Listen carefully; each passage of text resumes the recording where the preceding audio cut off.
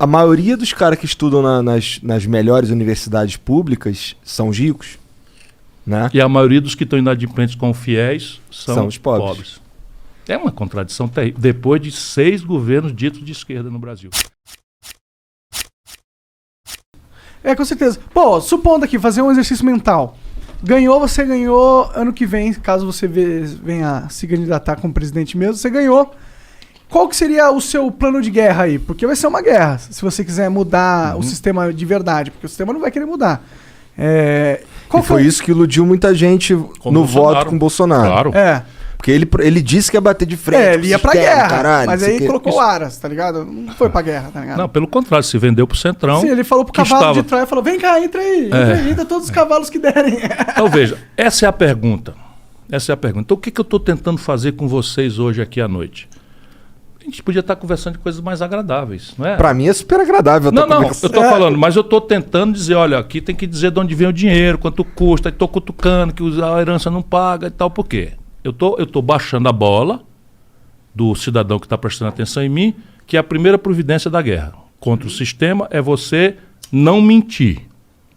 Então a eleição, a relação do candidato com o povo é telegráfico, o discurso é curto, é breve, é simbólico, é emocional, mas isso não pode levar ao ponto, como tem acontecido no Brasil, de eu despolitizar de tal forma que o cara acredita que eu sou o salvador da pátria.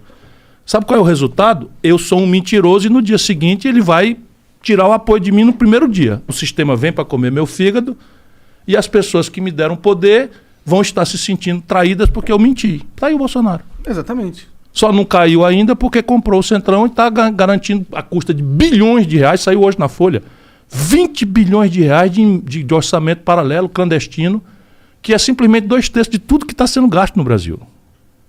Estão sendo distribuídos pelos deputados desse tipo de coisa, roubando um terço, a metade. Tratoraço, quer comprar trator por aí afora, quando a grande questão é socorro emergencial, vacina, sabe? Crédito para microempresas sobreviver à pandemia. 20 bilhões estão sendo gastos comprando trator superfaturado para distribuir para prefeito no interior e tal. Porque... tipo um mensalão onde o Exatamente o Bolsonaro a mesma coisa. não tem como se fuder, porque o ônus de se fuder foi em quem fraudou a licitação de trator. Pronto. Mas o Bolsonaro sabia que esse tanto de verba seria usado para isso. Tá sabendo porque ele era desse baixo clero. É tudo coleguinha dele. Pode crer. Tudo coleguinha dele, 28 anos. Eu fui contemporâneo dele. Então veja, primeira providência para enfrentar o sistema. Moderar a promessa e apostar na inteligência do povo. Repartir o tamanho da dificuldade e anunciar o que vai fazer. Essa é a segunda etapa. O que eu vou fazer? Toda tragédia tem um lado bom. Isso é da sabedoria popular. Em toda tragédia, em toda coisa ruim, tem um lado bom.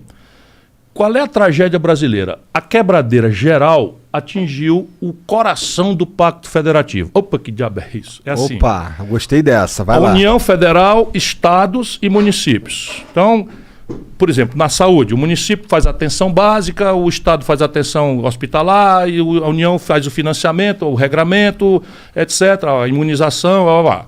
Então, esse Pacto Federativo brasileiro está um caos. Tem 23 estados brasileiros dos 27 quebrados. Quebrado significa aí a saúde que não está funcionando, a educação que não está... Está aqui em São Paulo, greve de 120 dias de professor, o Ceará paga um salário maior do que o professor de São Paulo. O que não quer dizer que é o salário que os professores merecem. Por favor, não me entendam mal, mas nós pagamos, sendo o estado mais pobre, mais do que São Paulo. São Paulo faz 8 anos que não dá reajuste aos policiais militares. E por isso está aqui com a água no pescoço para quebrar. O Rio já quebrou, Minas Gerais já quebrou, Rio Grande do Sul já quebrou, Rio Grande do Norte já quebrou e por aí 23 estados. Então esse é o tamanho da tragédia. Aqui está a semente da virada.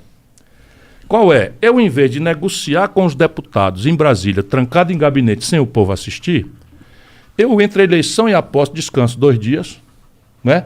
E vou trocar um redesenho do Pacto Federativo. Vou restaurar, na prática, concretamente, vou restaurar a condição dos municípios e dos estados poderem investir e qualificar, que estão estrangulados por conta de uma coisa que eles não sabiam como manejar, dívida. Aí eu já calculei, de novo, vamos lá. Chato pra cacete, mas você está me perguntando como. Porra, não tem nada de chato nisso, detalhe. E eu vou insultar os candidatos que vão para dizer, não vai nenhum passar na lambança. E eu vou, e aí, como é que vai fazer?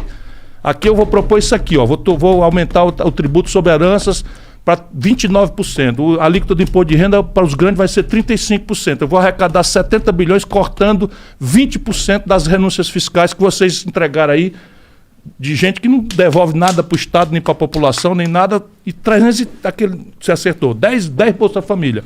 Eu vou cortar 30%, ou 25%, ou 20%, vamos lá. Por que não cortar tudo disso? Tirar? Porque muitas vezes é um incentivo para gerar um emprego. Quando tem correspondência, por exemplo. Eu sei muito disso porque o Ceará tem, por exemplo, é sede da Grendene. A Grendene é uma empresa de calçados que transformou o Ceará no principal exportador de calçados do Brasil. O Ceará não é sede da matéria-prima, que os calçados da Grendene, por regra, são petroquímica. O Ceará não tem uma gota. E não é sede do mercado consumidor. Então é produzido lá, mas vendido fora. E a matéria-prima vem de fora. Como é que ele vai lá para o Sobral, minha cidade? Eles empregam 30 mil conterrâneos meus. Porra, gente pra caralho. Muita gente. Então como é que eles foram fazer o que lá? Eu tenho que compensar que lá não é a matéria-prima e tenho que compensar que lá não é a sede, porque eles vão gastar mais com frete para trazer a matéria-prima, com frete para levar a matéria. E eu tenho a ferramenta da renúncia fiscal como um mecanismo de fazer. Mas tem uma correspondência. O cearense sabe que esse imposto aí foi trocado por emprego. Entendi. Percebe? Aí você, qual é a cidade que tem o melhor IDEB do Brasil, melhor educação pública do Brasil? Vai no Google, Sobral. Por quê? Porque a grana da Grendene, do Estado, eu dispensei, mas a do município eu não dispensei. Aí Sobral tem dinheiro para fazer uma escola pública modelo. Entendi. E ganha prêmios internacionais e tal. Que isso eu escuto várias vezes de outras pessoas. Pode perguntar que, independente. Que nem gostam muito de tu e eles... Não sou eu, sou eu. São os professores, são os estudantes, são sabe, eu apenas tenho orgulho de ter preparado esse ambiente político, de ter influído no desenho do projeto. E eu sou o cara que vai na frente, eu sou o brigão, eu tenho uma aresta para todo lado, sabe? Eu chamo o Michel Temer de ladrão, ele me processa, eu chamo o Eunício Oliveira de ladrão, ele me processa, eu chamo o Eduardo Cunha de ladrão, ele me processa. Eu não estou defendendo nada para mim. É só perguntar, mas, bom, por que eu chamei o Eduardo Cunha de ladrão? O que é que eu tenho com isso? O Eduardo Cunha é deputado do Rio de Janeiro. Chamei porque ele é ladrão, ele está roubando dinheiro do povo. E assim, é o meu jeito de ser. E eu, para fazer isso, eu não tenho rabo de palha. 40 anos, nunca fui processado, nunca respondi por nada, nenhum mal feito, nem para ser absolvido. Nada mais é do que a minha obrigação. Mas voltando, então, eu pego o Pacto Federativo, chamo os governadores, não interessa se são do meu partido ou não. Essa é a chave. E eu vou dizer para eles, eu vou restaurar a condição do Rio Grande do Sul de voltar a investir. Vou restaurar a condição de São Paulo. Como? 600 bilhões é a dívida de vocês, tudinho comigo, governo federal. 80% disso é São Paulo, Rio, Minas e Rio Grande do Sul. 4 estados. 8 vezes 6, 14. Então, assim, 400, não, como é? 6 vezes 8, 48. 480 dos 600 bilhões são 4 estados, que tem já uma boa parte da maioria do Congresso brasileiro. Os outros são só 200, que tem mais da metade do Congresso. Então, eu vou chamar os outros para começar, que são os mais pobres, os menores, os pequenos. Vou dizer, vamos lá, vamos mudar o Brasil? Vamos, está aqui, eu reestruturo a dívida, não vou dispensar, vou reestruturar a dívida. Vocês iam pagar para mim R$1 bilhão esse ano, vamos pagar só 100 milhões. Os 900 milhões vocês vão investir dentro de um projeto que nós vamos discutir a prioridade. A prioridade para mim é educação. Mas eu topo se você quiser fazer saúde. Mas eu não topo se você quiser fazer fonte luminosa. Aí eu não topo. É uma coisa de planejamento partilhado. Eu não vou impor, mas vou dar uma linha de prioridade para ter coerência. Saneamento básico, topo. Moradia popular, topo também. Por quê? Porque eu resolvo quatro assuntos de uma só cajadada. O emprego. E resolvo o problema de saúde, né? Do saneamento básico na porta do cidadão, do aluguel, do papel da casa, das periferias todas. Ninguém tem papel da casa, não pode ser cidadão, não pode tomar um empréstimo, não pode dar garantia. Tudo isso coisa que eu já fiz. Funciona. Né? Funciona para valer. Né? Eu digo, eu quero ter uma chance porque eu sou treinado. Eu estou me apresentando. Por favor, não pense que é autoelogio, não. Mas né, o cara tem que se exibir um pouquinho. Mas esses 900 milhões aí... Aí pronto, aí vira o quê? Vira uma dívida do Estado com outro prazo. Ele vai continuar devendo, só que com outro prazo. E esse milhão agora, em vez de ir para a União Federal, vai ficar com ele. E não vai fazer uma falta imediata para a União? Vai. Aí eu tenho que dizer como é que eu vou resolver o problema da falta para a União. Aí o que eu vou fazer? Pego 300 bilhões, 340 bilhões, 330 bilhões de renúncia fiscal, corto 25%. Aí eu pego o tributo sobre heranças, que é de 4%, eu vou fazer uma escala Eu pego o ITR, vou falar baixinho aqui para eles não ficarem muito zangados comigo. Sabe o que é o ITR? Não. Imposto Territorial Rural, Ah, que é o IPTU do campo. tá. Pois bem, o Brasilzão, fazenda brasileira, a grande fazenda do mundo do agronegócio, que lucra loucamente, recolhe de imposto territorial rural menos do que a cidade de São Paulo recorre de IPTU. Porra. É assim. Então esses caras não vão dizer, olha, o cara agora vai querer cobrar imposto, cara. Eu estava descendo hoje de Campos do Jordão, ali pertinho de Pindamonhangaba, onde eu nasci, Taubaté e tal, não sei o que, e tal, gado ali. Onde é que já se viu criação extensiva de gado dentro da cidade? Sabe, dentro da cidade é para você ter uma estrutura de produção de coisa de valor agregado alto que se distribui ali, que é verdura, é cenoura, é beterraba, percebe? Só é assim porque... E é o que eu pretendo fazer? Não vai ser o governo federal, vai ser para os municípios. Então vai ser, a ITR vai mudar. E agora quem faz a planta de valores de São Paulo, da cidade de São Paulo, ou de Pindamonhangaba, ou de Taubaté, vai fazer a planta de valores da base rural. Simples assim. Hoje é algo federal. Federal, que não faz nada. Isso depois de 30 anos de governo de esquerda. Isso é um negócio de doido. A mentira da goela, a mistificação, a empulhação no Brasil é um ponto político. Então vamos lá. Depois você tem a tributação sobre o imposto de renda das pessoas jurídicas e físicas no lucros e dividendos. Isso é o seguinte, se a empresa faturar e reinvestir, isso é muito bom para a comunidade. É. Sim. Muito bom para a comunidade, então não tem que ter imposto. Mas se o dono, pessoa física, tira da empresa esse lucro e dividendo, é ou não é razoável que ele pague imposto de renda? É razoável e O mundo outros países... inteiro. Não, o mundo inteiro, para não dizer o mundo inteiro, só o Brasil e a Estônia não cobram. A Estônia é um pequeno país do leste da Europa. E de tanto eu falar aqui, está repercutindo lá. E o debate abriu no Congresso da Estônia para resolver. Sério? Sério. Só que eu já cobrei esse imposto aqui, Monark. Eu já cobrei. Eu era ministro da Fazenda do Itamar, eu cobrei. Aí, de repente, a dita esquerda de Goela revogou e nunca mais. E eu outro dia estava num coisa com o presidente de um grande banco, fica quase devassada a privacidade do cara, porque só são três. Eu estava conversando com ele, desculpa, eu não sou inimigo de ninguém, pelo contrário, vai ver o que eu fiz de estimular empresas no Ceará. Eu chamo o Ceará porque é um lugar onde as pessoas podem conferir, esse cara é tão bom assim, é um mentiroso, é mais um picareta, é mais um demagogo. Eu acho que todo mundo devia ser desconfiado da população, do político. E procurar. Hoje tem o Google, cara. Hoje é bem mais fácil. Na minha época não tinha Google, você imagina. Hoje tem o Google. O cara disse que a escola do Ceará agora tem cota para rico. Sabia? Cota para rico? Cota para rico. Então, como é que é? Uma cota ao contrário? É, uma cota ao contrário. Por quê? Porque nós começamos a escola de tempo integral, profissionalizante, com aquele estágio remunerado, profissões altissimamente modernas e tal.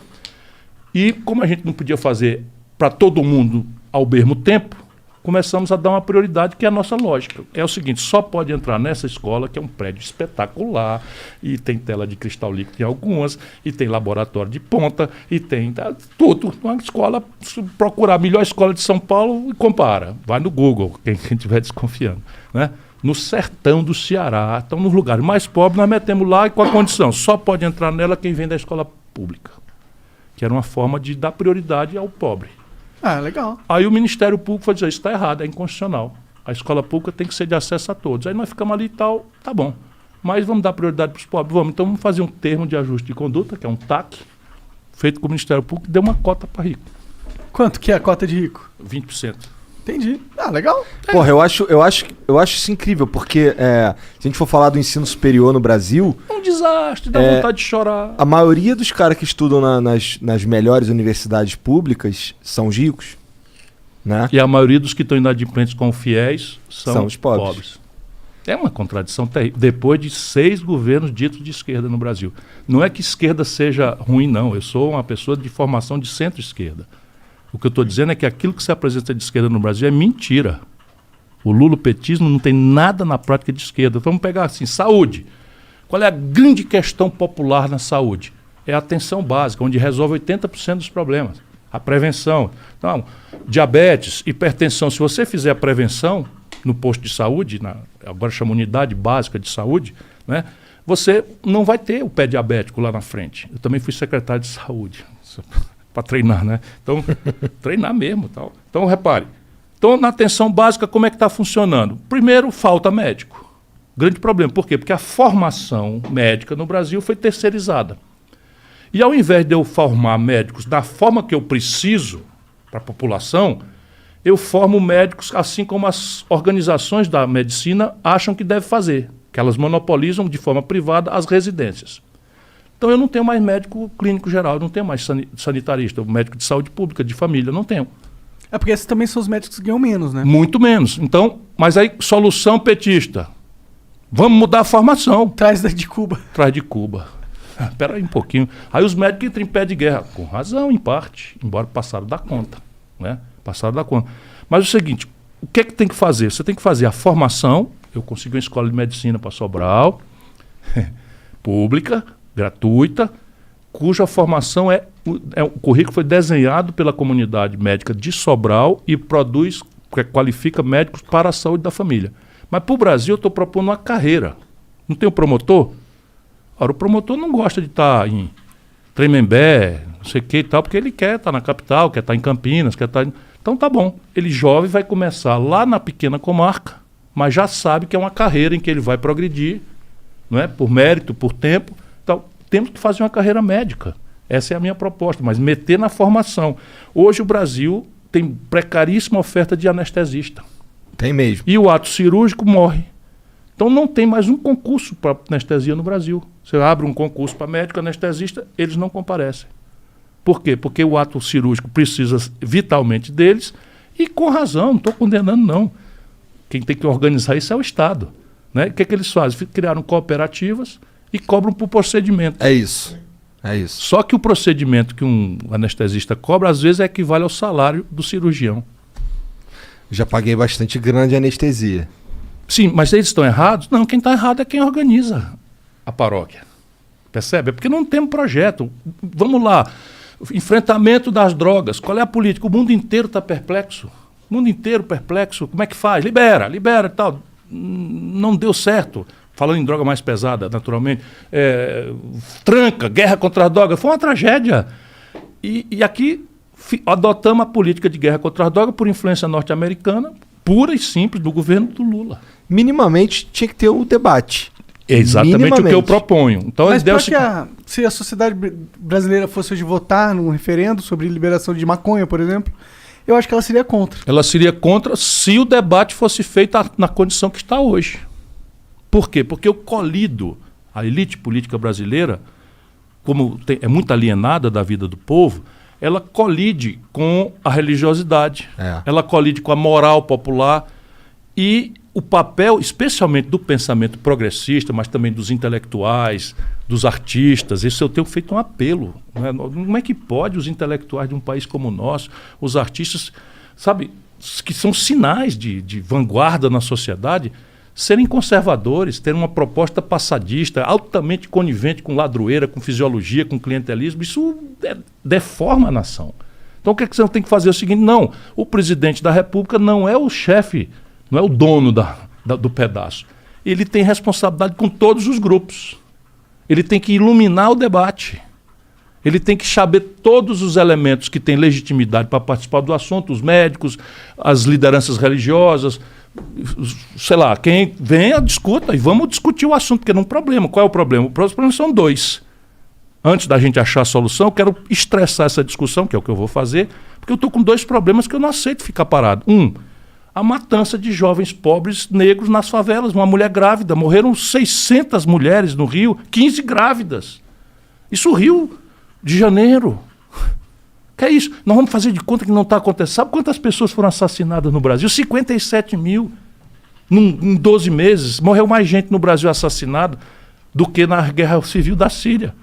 Então esse assunto vai ter que vir para a minha mesa. Não vai ficar só por tabu, por moralismo, seja o que diabo for. Vem para a minha mesa. Não vai ter mais isso aqui. Essa solução não presta. A segunda razão é a população carcerária, Monark.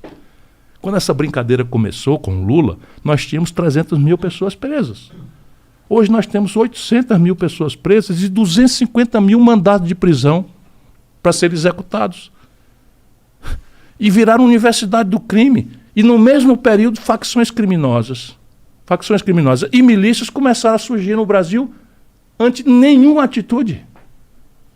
Nenhuma atitude, nenhuma. Agora está o Bolsonaro distraindo o povo com um serial killer, a brasileira, né, que está embrenhado no mato e tal, e tem um picareta lá do Ceará que resolveu fazer um filme na televisão, porque o Bolsonaro cria essas distopias no Brasil. Estou saindo para Goiás. Como é que a gente chama um bastardo com A cara dela. Pois bem, é porque eu não engulo essas coisas. E eu vi um filme, veja aí você que está nos acompanhando, um filme de uma deputada de Goiás que pegou um helicóptero e um fuzil e disse que vai caçar o cara também. A gente tá com vários super-heróis aí agora, né? Mas onde é que nós vamos parar? Virou um circo, né? Eu acho que na verdade sempre foi um circo, né? A gente aqui acredita que a política é um teatro meio macabro, assim. Tem parte disso, mas não pode mais ser, porque passou do limite. Passou, né? Mas e aí? A gente tava naquele negócio do, tipo, chegou lá a guerra. Pronto, aí tava fazendo as propostas.